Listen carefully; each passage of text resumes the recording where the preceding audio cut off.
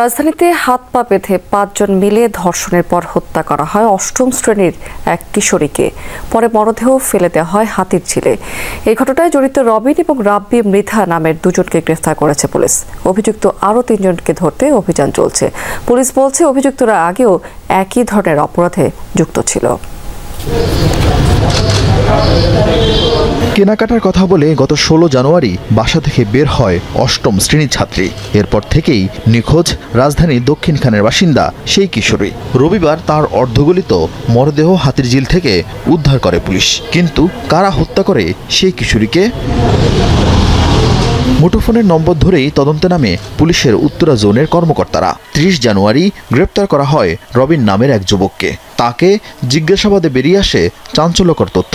গ্রেপ্তার করা হয় রাব্বি মৃধা নামে আরও একজনকে। পুলিশের কাছে আসামিরা স্বীকার করেন হাত পা বেঁধে ৫ জন মিলে কিশোরীকে মহাখালীর একটি বাসায় ধর্ষণ করেন তারা। মেয়েটাকে একটা ট্র্যাপে ফেলে ভিকটিমকে, এবং তাকে আলভি নামে একজন সাসপেক্টের কথা এখানে বলা হয়েছে, আলভির বাসায় তাকে নিয়ে আসে। যেন আমাদের সন্তান নিয়ে আসার পর তারা এখানে তাকে রেপ করে এবং মুখে কাপড় গুজে, এবং এর ফলে সে তার শ্বাস বন্ধ হয়ে সে ওখানে মৃত্যুবরণ করে। মৃত্যু নিশ্চিত হওয়ার পর মরদেহ বস্তাবন্দি করে ঘটনার দিন রাতেই হাতিরঝিলের পুলিশ প্লাজা সেতু থেকে নিচে ফেলে দেওয়া হয়। অভিযুক্ত রবিন পেশায় গাড়ি চালক। ফেসবুকের মাধ্যমে আমরা নিজ নিজ জায়গা থেকে সবাই চেষ্টা করব।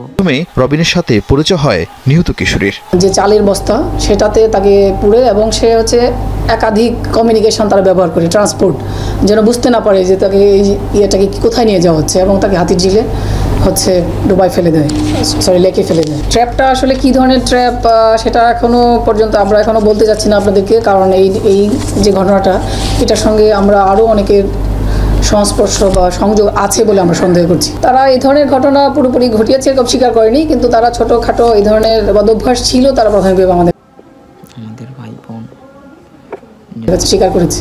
ডিএমপির মিডিয়া সেন্টারে সংবাদ সম্মেলনে পুলিশ জানায় ঘটনার সাথে রাজনৈতিক কোনো সংশ্লিষ্টতা খুঁজে পায়নি তারা।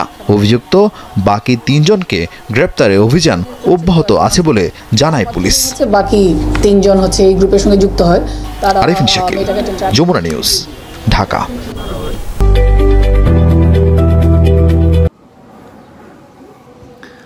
বারবার সতর্ক করার পরেও বাংলাদেশের এই জিনিসটা যাচ্ছে না কোনোভাবেই। এমন কোনো মর্মান্তিক জিনিসের সম্মুখীন না হয়। এই মর্মান্তিক জিনিসগুলোর জন্যই আজকে বাংলাদেশের এই অবস্থা। সবথেকে মর্মান্তিক ঘটনা হচ্ছে মশার কামড়, ভয়ঙ্কর মশার কামড়।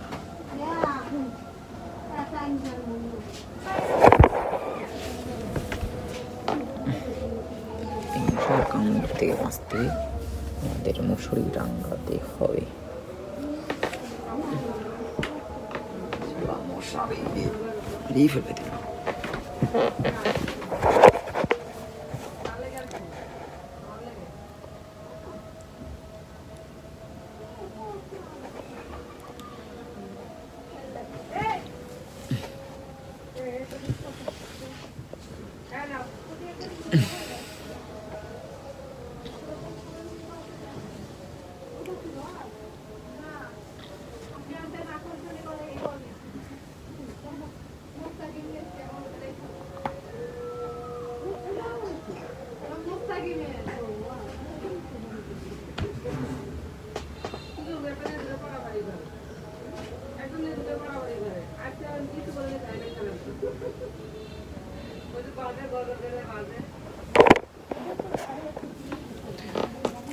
কি দিয়ে যে রাখছে ওরা, ভালো না খারাপ, খায় না মতো দেখছি তো বুঝি না।